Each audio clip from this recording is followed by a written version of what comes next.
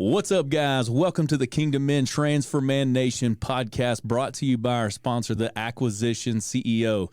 If you have a question about buying or selling a business, hit him up in the link below. I've got a good friend of mine on today, a local myth, a local legend, builder guy, hard to get a hold of. We had to schedule this a couple months in advance. Ross, so tell us who you are, what you do, and then we'll jump in. All right, so I am Ross Ledford. I'm one of the owners of the Barndo Co. We build barndominiums nationwide, typically right now on the southeast in Georgia, South Carolina, North Carolina, and Tennessee. Here's the deal. I'll be straight with you. We're on pace to probably build 200 houses this year. That's cool, man. That's crazy. That is crazy. Yeah, we started 3 years ago building 4. Right. Yeah. I think I remember the first one.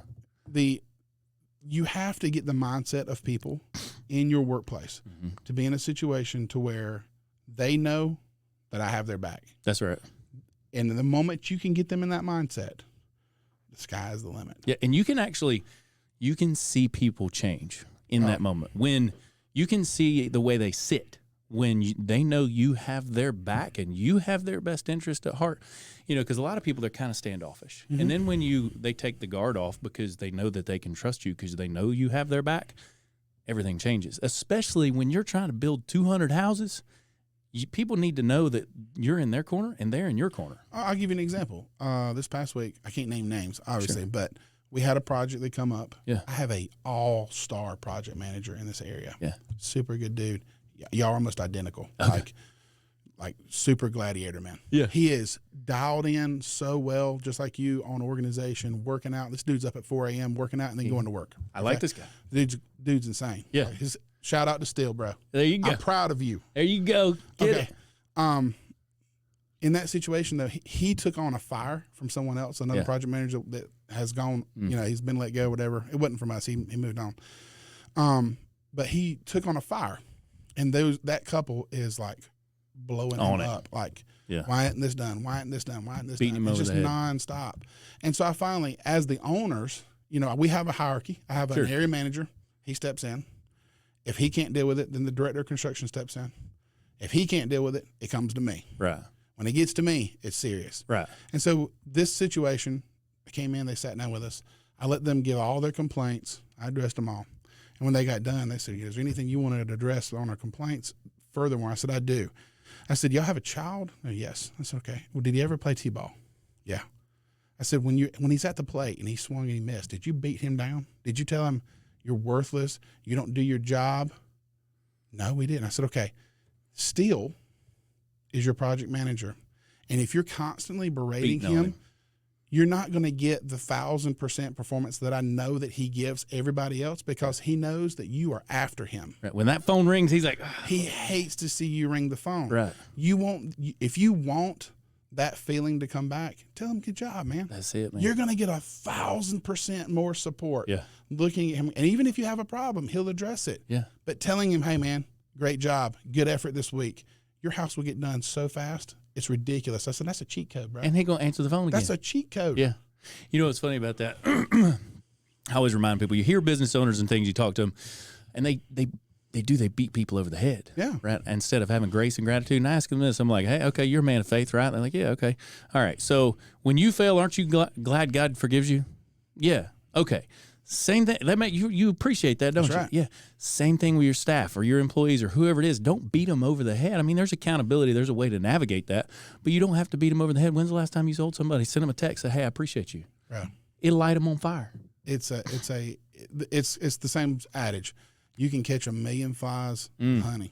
I mean, what's the adage? Honey attracts. Yeah. Whatever it is. I know exactly what you're talking about. But my point though is that with that situation, the moment that I planted the seed to give him, you want positive reinforcement, you want a positive experience, pour into this guy. When here's the thing too, we were talking about a second ago about how they know you have their back. You stepped up to the plate instead of being in fear of these people that are clients. You're like, listen, it's okay. It's just a conversation. That's right. Let's just be honest, right? Let's talk about how to solve the problem instead of you being afraid of them. Oh, they pay you. Oh no, they're like, well, no, set all that aside. You went to bat for him, right? You said, hey, listen, this guy's a phenomenal dude. You want to get him back on track. Tell him he's doing a good job. That's right. What you didn't do, which the kind of the old school business mindset's this way. It's like, you pull that guy in, hey man, why are these people complaining? I'm going to talk to him. Yeah, I will take care of it. Problem solved. And then you pull him in, then you beat him over the head, and then he feels berated, right? He's berated by you. He's berated by the client. He hates his job, right? And then guess what? You lose a stellar guy. Yeah. But I always think more about like opportunity, and if you pour into people, right? So you're investing in him and his future. He's investing in you and y'all's future. Like, I think all the time we should be helping each other grow and do things and go further down the line than beating people over the head and throwing them in the ditches. Well, in the space that we're both in the same space. The glass ceiling situation. Yeah. Okay. So we pay our dudes very well. Sure. They're making, 6-digit salaries as project managers. Yeah. And that's come about in the last, 5 years since COVID, because it's been such a lag in experienced people. Okay? And project management is hard. Bro, that is hard. They have to know how to communicate and build schedule, at the same time. Think. It is insane. Trying to get that back and getting everyone as a unified push is going back to sales. In our situation, I go back to sales and say, listen, all the guys in the field are dealing with the stuff that should have been dealt with on contracts or specs or some sort of house plan. And when they call and ask a question, answer. Right. Drop what you're doing and answer them. That's because they're in the field face to face with these people. They need help. They're needing help. They need you to get the answer quickly so they can proceed. Sure. Everybody gets paid quicker, including the sales, if we just build this house super fast. Right. And so getting them to understand that they are constantly support staff to the field, and then getting the project manager the confidence to be able to say, I am supported. Yeah. Bro. Changes everything. I can build the Hoover Dam in Somerville, South Carolina. Sure. I promise you. Yeah, no doubt. I promise you. That's how you're. But that's the thing that you build that team. You have the team of people, but it had to start with you and TJ too. Oh yeah. Y'all had to build yourselves. You had to go through a journey, and I think a lot of people forget that too. Like they want to sit on the high horse, or even people, maybe they're over here in their business and like, man, I want to grow this thing into something. It's like you were talking about this earlier. It's been 4 years, right? And you're here, and people are like, man, they see you where you are. Yeah. What they forget is where you've come from and what you had to go through. That's right. The stress, the hours, the chaos. Like when you're building a team of people and you're building sales and you're building houses and the complexity and the contracts and sales contracts, subcontractor contracts, permits, schedule, people, all the stuff, they have no clue what it took to get there. You're exactly correct. All of the sweat that it takes to get to where we are today. Yeah. I seen a couple weeks ago you had your wife on here. Yeah. So I'm gonna pitch out. Jesse, I love you. That's my wife. That's Hannah, I love you. Yeah. The personal hit that our families took. Sure. Because you have to have all-star wives. Yeah. Bro, when you're pulling, a lot of people are like, oh, you work for yourself, it must be great. Yeah, right. Bro, you lost your mind. Yeah. When you're pulling something from the dirt with no help, you are literally married to that thing all hours of the day. It's true. And your wife takes the beating. Yep. Your children take the beating. There is a sacrifice. There is a sacrifice. Yeah. And so it took a toll on our marriages for a while. Sure, no doubt. It was extremely bad for some times. I mean, I don't have a problem saying that. Sure. I mean, I've been through the same every thing. marriage goes through it. We've been through struggles in our marriage and had to get counseling and all kinds of things, and I'm a man and do dumb things. Like, we've all been down there. Yeah, and the cool thing about it is that if you're lucky enough to be married to one of these men, right? Yeah. The highs are so super high, and the lows are so super low, because the disappointment in ourselves when something happens, bro, it's soul crushing. It's tough. It is soul crushing. Yeah, and they have to be able to grab that man and pull him from the trenches and go get back in your truck and go to work. That's why I love my wife so much, because she has hung in there through all of my craziness and chaos and the ups and the downs and the in-betweens and the highs and the lows. And I wake up every morning and she's like, hey, I love you. Yeah. I'm like, and that's why I like, being married ain't easy either. But when you're committed to, when you have a vision about what you want in life and you and your wife have a vision about what you want in life and you're committed to that, it makes the journey a lot simpler. I won't say easier, but it makes the journey a lot simpler. And you got to find that. Well, it makes it fun. It does make it fun. Like I have a best friend that I'm married to. If you have someone that you're married to that wants to build with you, not build houses, but build life, build wealth, build each other, health, build all the each things. other, build everything. Yeah. you are messing with a dangerous duo. Dang right. I agree with that. Bro. Yeah. It's a There are some powerhouse. powerhouse couples around here. Yes, sir. The sky is the goddamn limit. I'm with you, man. It is shocking. Yeah. And I love to talk to men about that too, because they give, just like in business, and I was thinking about this the other day, it's about survival. You've got to be committed, right? Because it's going to require survival. So many people, they get here and they're hitting their head against the wall and they quit. Yeah. In their marriage or in their business. I'm like, listen, man, you can't even get last place if you quit. Like quitting, you going home. I always try to think about like opportunity, because there's so much of it out there. There are people out there who are, multi billionaires. It's like, okay, well, they got there. They built it from nothing. All they did for the most part was when they failed, they learned. They asked questions. They asked for help, and they just didn't quit. There's a lot of people out there that are like, hey, you're going to lose money. You are going to, and as an entrepreneur, you're going to lose money. You're going to have hard times. It's going to be tough. But if you quit, you absolutely 100% will never get where you really wanted to go. You just got to hang in there. The one thing I want to touch about what you were talking about, on, the ability to say, I need help. Yeah, that's real. That's if you can set your ego aside. Yes, sir. Bro, I'm gonna tell you something. I've made some horrible phone calls that I didn't want to make. Yeah. And go, I don't know what I'm doing. Yeah. Help me. Yeah. And those people did the same exact thing that I do today. Yeah. What do you need? Yeah. I will help. Yeah. I will help. Yeah.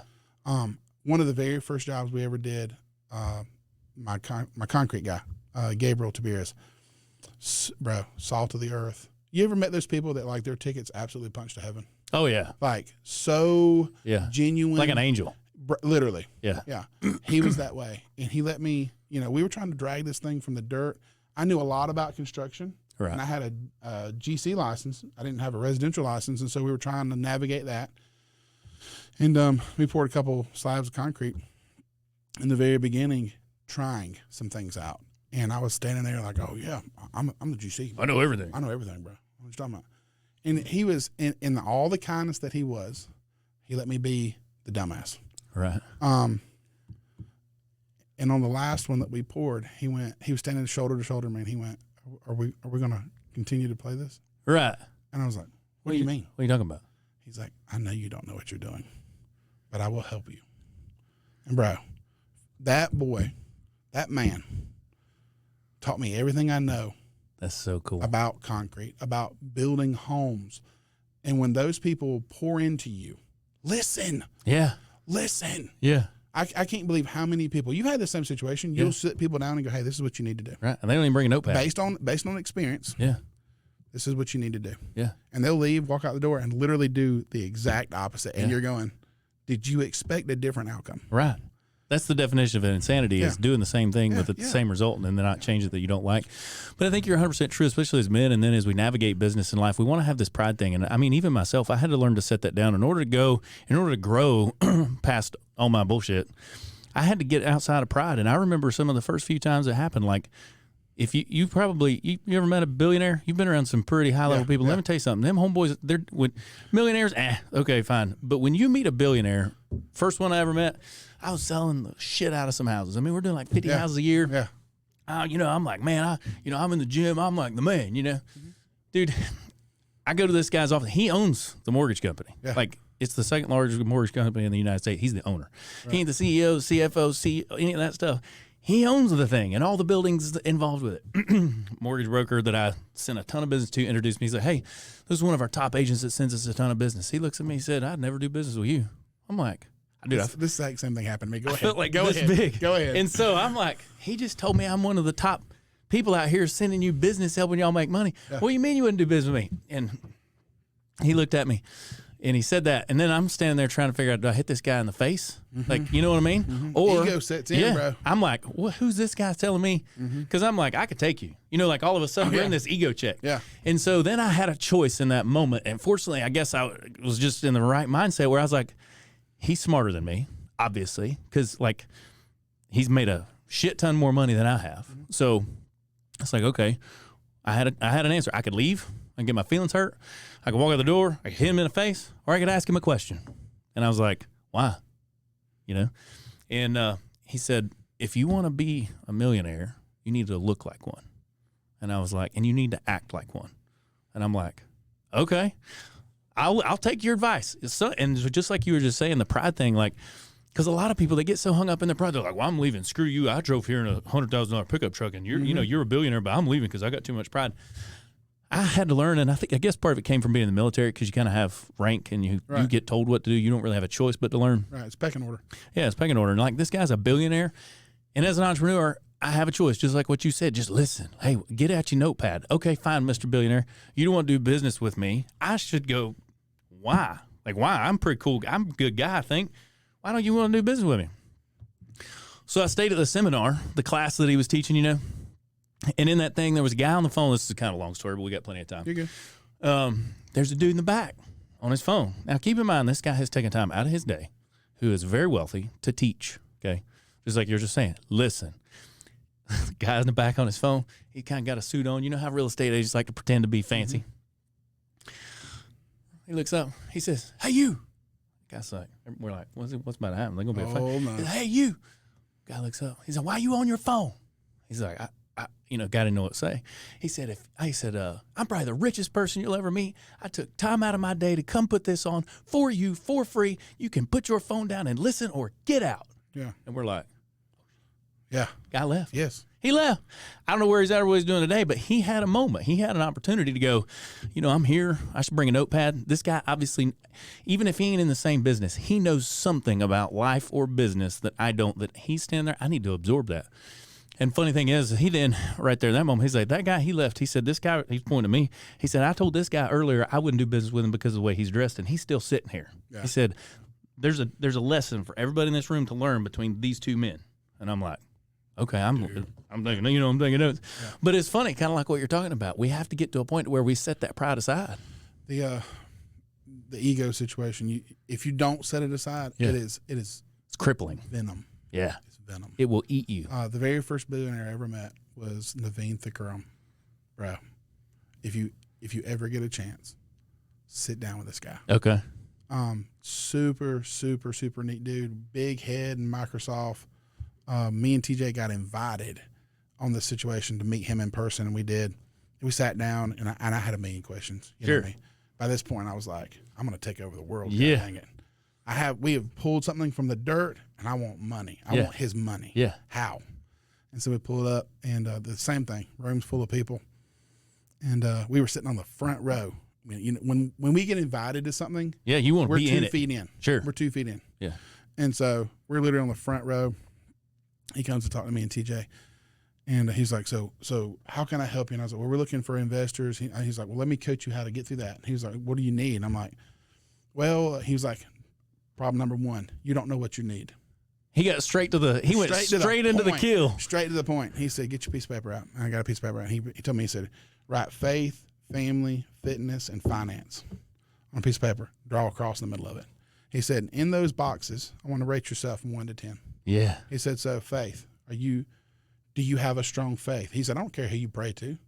But do you got some? Do you meditate? Is there something that a higher power? Yeah. Put a number. So I grew up in church. I feel confident in my faith. I'm a 7. Yeah. So went to family. He's like, are you present? Are you where your feet are when you're with your family? Absolutely. I'm a great dad. 9. Yeah.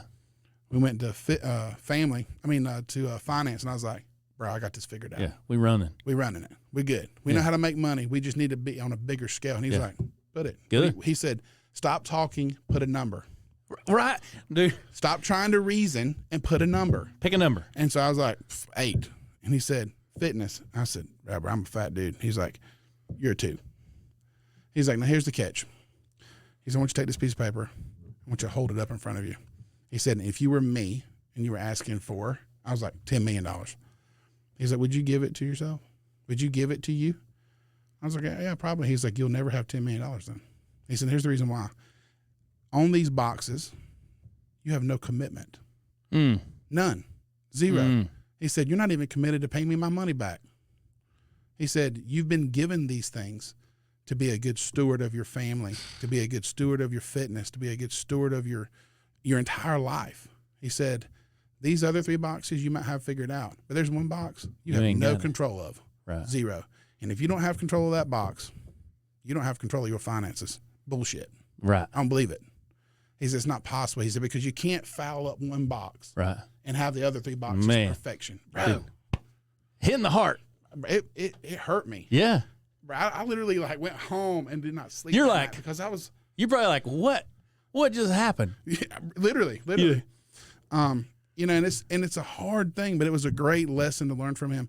And he continued to pour out to us. And, you know, even after that, you know, he would reach out to me and TJ a good bit. But when you have the opportunity and you stand before greatness does not have to be a money amount. That's right. Some of the greatest people I've ever met have nothing to their name. Right. But they are who they are, and they are famous, and they are valid. Yeah. Because of what they became, with the name that they became. I got some great advice from another guy. He's 80-something years old. Yeah. Nobody knows his name. Right. But he built one of the largest home building outfits of all time in South Carolina. Yeah. Sit down. Listen. Bring your notepad. It will collapse time for you. It does. It will collapse time. So I think that's phenomenal advice. Ask people for help. Yes. When I'd lost my job working in project management for a developer. And I was like, I'm not going back to work because I got laid off team. I ain't doing that. So I went and got my real estate license. The first thing I did I hired a coach. Yeah. I hired a coach. Yeah. And I was like, listen, I don't know. I know real estate and construction, but I don't know real estate sales. I don't even know what that looks like. So you just made a huge point. The greatest way to collapse time is go ask for help. Yes. Instead of trying to figure it out and fuck it up on your own, go ask for help. And I did. And what we did is we made the business a math problem. And that was all we did. Yeah. And then I continued to go ask I'd go on Instagram and I'd go to somewhere like Charlotte or Raleigh and Asheville and Hendersonville, and I'd find agents who were doing really, really well. And I'd send them a message, hey, man, can I schedule a call with you? Can I buy you coffee or can I grab lunch? And in fact, that same builder I was telling you a story about earlier, another piece of advice he gave me, he said, listen, you need to find older people in business and ask them for help. Yes. He said, he told me, he said, because he builds $10 million houses. He's like, you want to have lunch with a millionaire every week or once a month. You need to find somebody who's a business owner that you look up to and they're, fit in some way. Yeah. They have faith, they're a good husband, they're a good father, and they're running a business. And you need to sit down and interview them. And I'm like, done. So I went on Facebook and I found people that were business owners. Yeah. I'd go on LinkedIn and I would stalk them and I'd send them a message and be like, hey, I know you don't know me, but I'm a young entrepreneur and I'm getting into real estate and I'm trying to do these things. Could you spend some time with me? Right. And you know what? Every one of them said, yes. Well, here's the deal. I didn't understand this same. I thought I understood it. Yeah. The greatest form of flattery is copying someone. Sure. Okay. Yeah. Everybody says that when they're being copied. Right. Because ego has set in and they're like, the greatest form of flattery is. Here's the deal. The true meaning of that statement is if someone come to me today and said, Ross, teach me. I don't know how you did it. Yeah. But I want to learn. Bro, that in me put something like, yeah. Oh, bro. Yeah. We going far. We going to do it. We going to do something. Yeah. I'll help you. Yeah. Okay. That's what that meaning of that statement is that if they come to you and say, hey, man, I recognize greatness. That's a compliment. That's an ego pump for me, bro. compliment. That's an ego pump for me. Yeah. Sit down. Pull yourself up a chair, homie. You want time? I will hook you up. Yeah. I'll tell you all the things not to do. Yeah. That specific thing is asking for help and pursuing knowledge. Yeah. If you can pursue it on a daily basis. Yeah. And never fall back into complacency. Yeah. Well, that's succeed. Well, and that's why you have to fall in love with the growth, not the end result. That's right. Because if you fall in love with the end result, when things fail or shit hits the fan or something's on fire, it's easy to quit. When you're in love with the journey and the process of getting to wherever you want to go, then you refuse to quit. You're committed to that thing.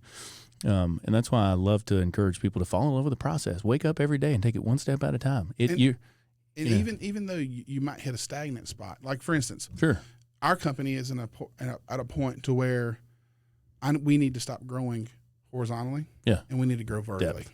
Okay, yeah, we need to grow vertically. Okay, and so what I mean by that is that we are where our feet are. We are where our feet are presently. Yeah, we need to be better. Right.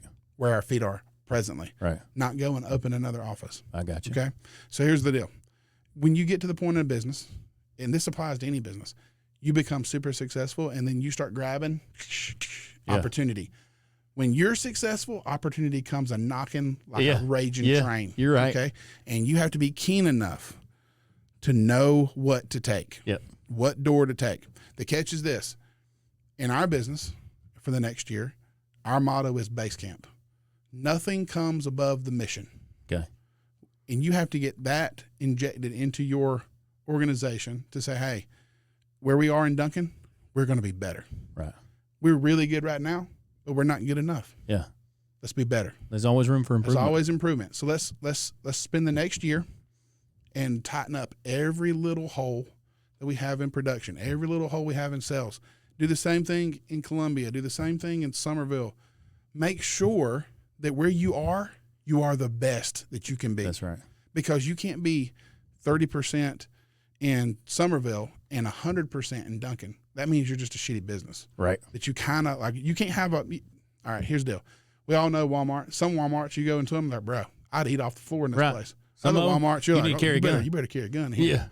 Yeah. That's what I'm saying is that issue is where I want across the board everything to be great. So, and that's another like compliment to your commitment, right? Because you realize that.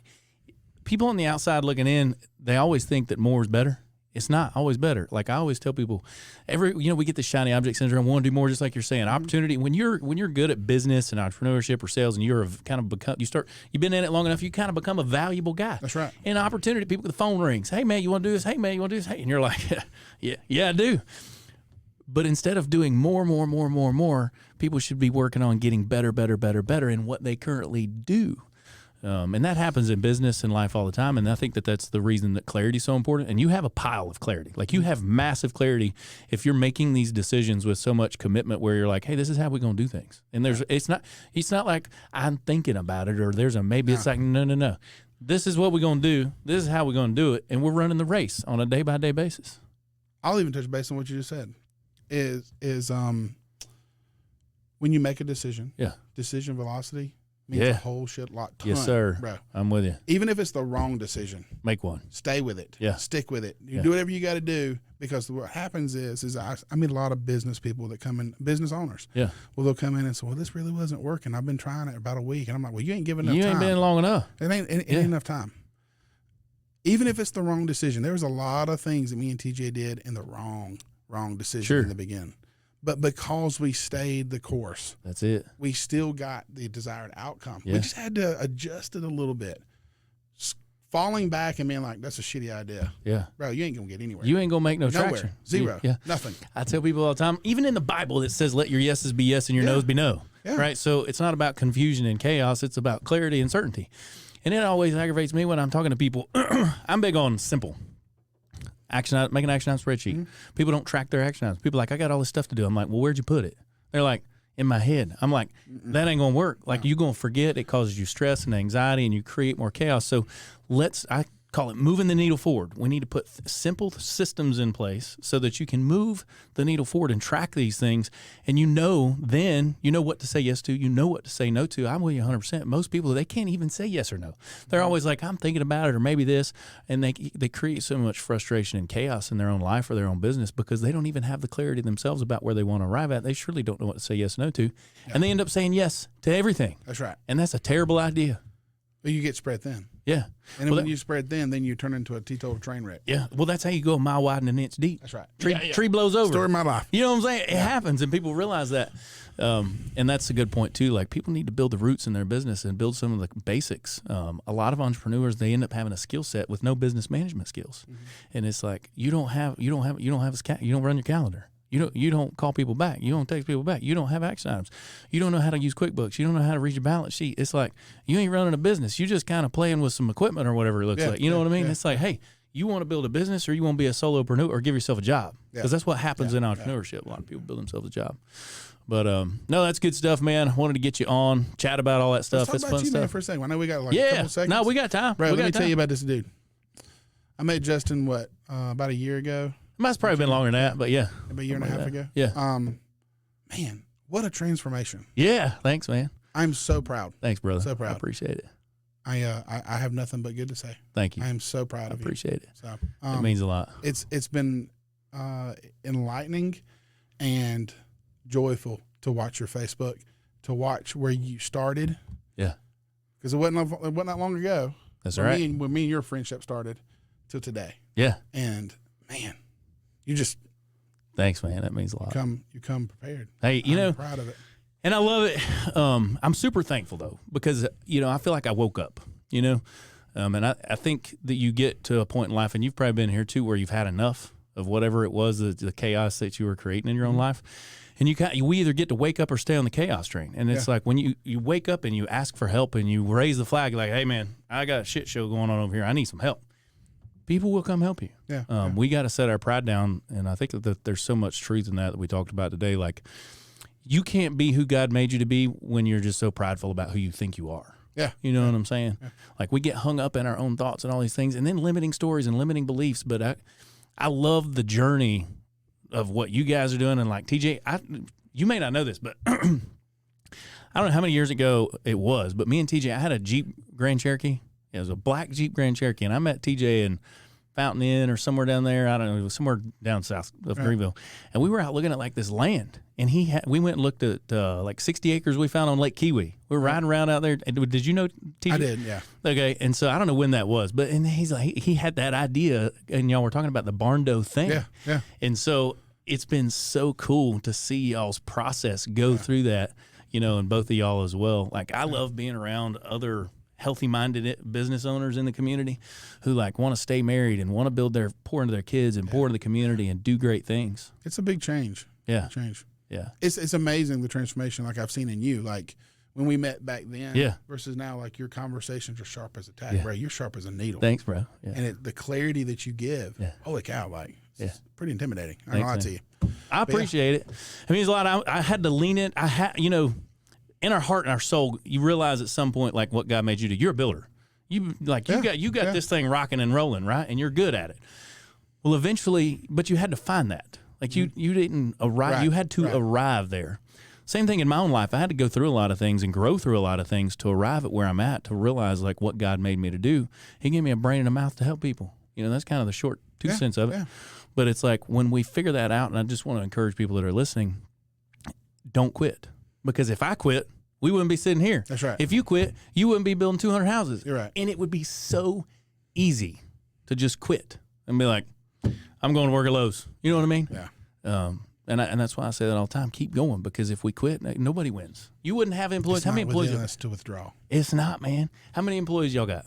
43, I think. So if you had quit when it got hard, and I'm sure there's been a million hards. 3 people. Okay, right?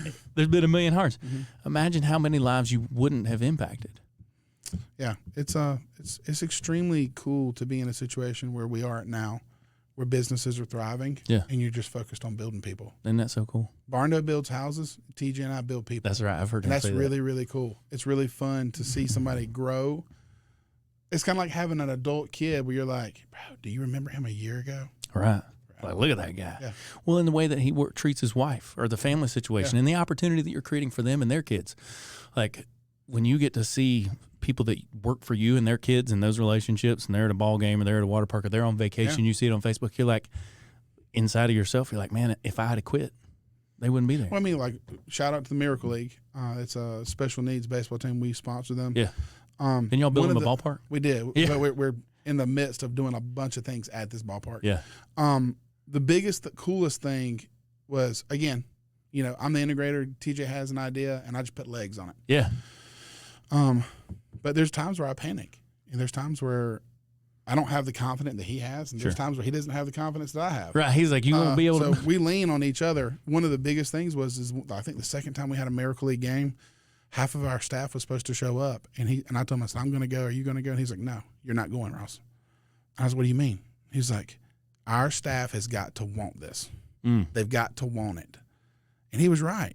They showed up. They showed out. They did what they were supposed to do, and they built unity through it because they owned it. It's not Ross and TJ's dream. Right. It become their dream, and it was really neat to have that. That is so freaking cool. Yeah.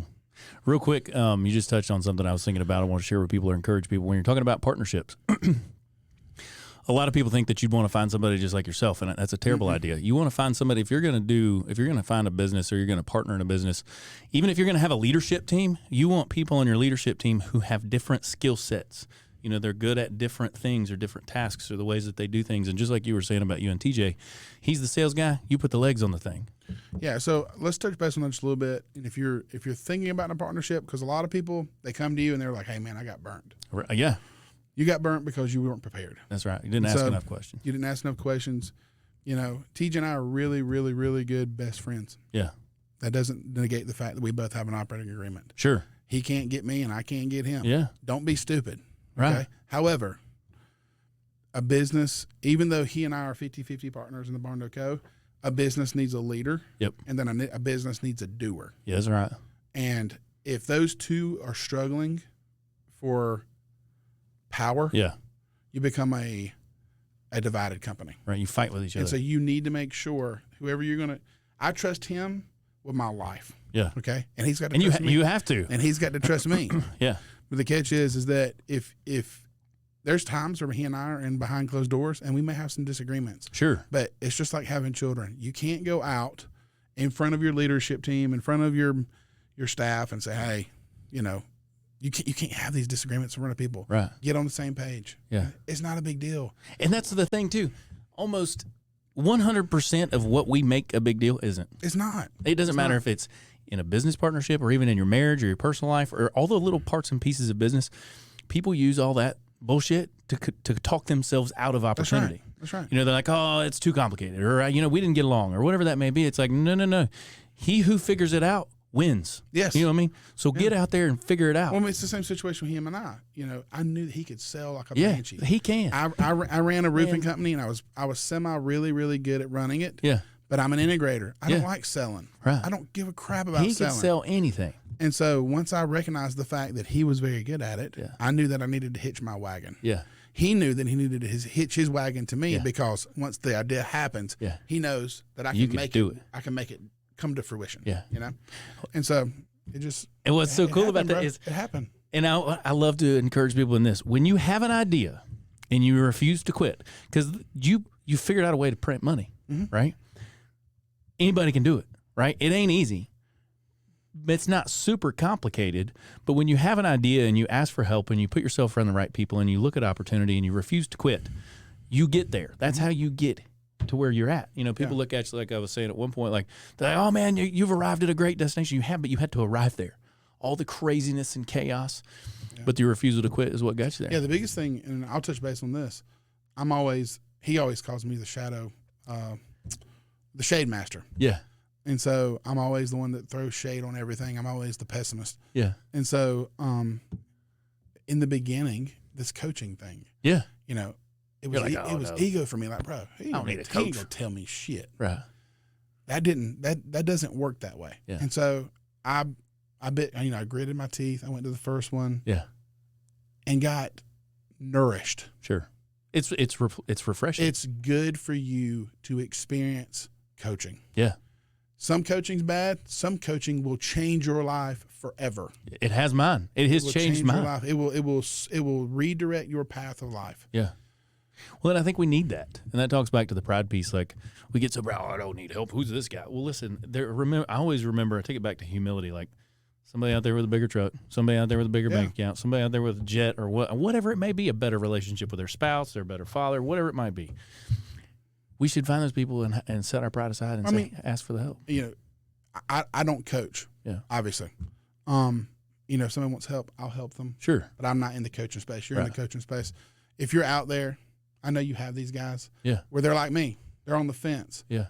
One of the strongest things someone ever said to me is, if you're not willing to spend the money on yourself, forget it. Right. Forget it. It's an investment. You're not even, in your mind, you're not even worth the investment to yourself. Right. Spend the money. So many people think that they can fix them, that something else is going to fix it. Like whatever it is, even in your business or your marriage, ain't nothing else going to fix it. Having more things, having a new operating system, oh, that's great, has its place, but that ain't going to fix it. You got to get this thing together. That's right. You know, if you're going to grow a business, you're going to have a great marriage, we're going to survive in this life really well, you got to get this thing together, and you got to get this thing together. Yeah. Yeah, no doubt, man. Being around other like-minded people to help you navigate that is a huge piece of the puzzle. Yeah. I always want to try to land that plane for guys that are always on the fence, because I was that dude. Sure. You know? I was that guy. I remember the first time I hired a coach, I put it on a credit card. His name was Brian Rose. I was kind of trying to figure some things out, and a buddy of mine was like, hey, man, you ought to check this guy out. And I checked him out. I was like, man, it's like $4,000. I can't do that. And then I'm like, well, if I, it's not that I can't. I hate that word. It's that I'm not interested, because you can figure it out, right? Yeah. So I did, and it made a huge difference. In fact, it made this actually, the podcast made that possible. That was probably 7 years ago. Yeah. And I'm like, man, I want to go do this thing. And so, and I continue to hire coaches and do that. But at first, but then when I got out of my own way, when it came time to hire a real estate coach, that's no problem.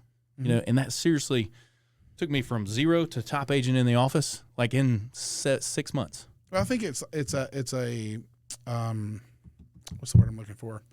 It's the presence of what you're hiring. Sure. So in the beginning, we needed coaching. We weren't real sure. Nick Alfano was the first one for us. Yeah, great guy. Bro, we were 30 grand deep on our first round. Yeah. And I was like, are we serious here? Yeah. You're like TJ, have you lost your mind? Are you crazy? But the catch though was that his thing is the businessman, not the business plan. That's it. And it worked great for me and TJ, and it got us on the same page. And what you see today, as far as unity from that, it worked out great. Yeah. But leaving that coaching, we become more targeted. Sure. Like what you're talking about. I needed a coach in the beginning. Yeah. And then the next time I had real estate coaching. Yeah. We now search out coaching for a specific task. Sure. For a specific item. Yeah. And now we're going, tell us your secrets. I want to know it all. Yeah. You know? And so, bro, if once you get in that mindset and you know for sure that, hey, I hired Justin Rogers, he's going to tell me how to fix this. Right. And you know for a fact, all these other guys, it's a situation where if it didn't work out for you, it's because of you. Exactly. It's because of you. Most things in life don't work out because of our own self. Week number 2 with Nick Alfano, I wanted to kill him. Sure. Because he was wearing me out. Yeah. I hated him. Yeah. He just nonstop would call me. Yeah. But it was good for me for the commitment part, for the accountability. But even that, and having that conversation with that billionaire, and being challenged, when somebody looks a grown man in the face, says you ain't got no commitment, and you're like, what'd you say? Like you want me to hit you in the face? Hurt me. You know what I'm saying? Like you're like, but I thought I was pretty cool. Yeah. When I left there, my feet my face on my feet, like I couldn't believe it. But no, that's good stuff, man. I appreciate all that. One of the things I always do at the end is I ask people, like, if you had one piece of advice, one tip where you could say, hey, this will make a difference in your personal life or in your business, what would that thing be? Intentionality. Oh, man, that's good. Being Come on. intentional. Yep. Never do nothing in your home, in your business without being intentional. Yeah. Because if you're doing it out of free carelessness, expect nothing. All right. You get the result. Always be intentional.